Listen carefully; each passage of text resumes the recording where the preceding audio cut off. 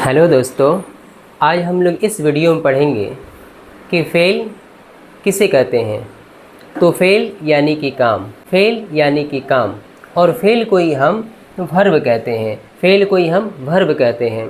तो अगर आपसे कोई पूछे कि फ़ेल किसे कहते हैं या फ़ेल की तारीफ़ करो, तो आप यूँ कहेंगे कि फ़ेल वह लफ्ज़ है जिससे किसी काम का होना या न होना मालूम हो, उसे फ़ेल कहते हैं, उसे फ़ेल कहते हैं। जैसे लिखना, पढ़ना, खाना, पीना वगैरह वगैरह। जैसे अगर मैं ये कहूँ कि वो किताब पढ़ रहा है, वो किताब पढ़ रहा है, तो ये पढ़ना क्या है? यही फ़ेल है। पढ़ना ही क्या है? वर्ब है।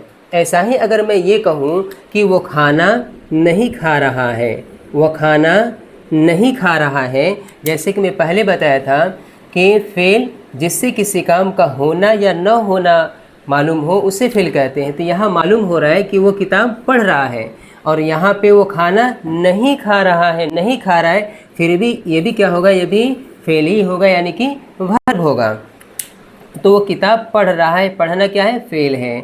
वो खाना नहीं खा रहा है, ये भी क्या है? ये भी फ़ेल है। ऐसा ही अगर मैं ये कहूँ कि मैं पानी पी रहा हूँ, मैं पानी पी रहा हूँ, तो ये पीना भी फ़ेल है, पीना भी वर्ब है।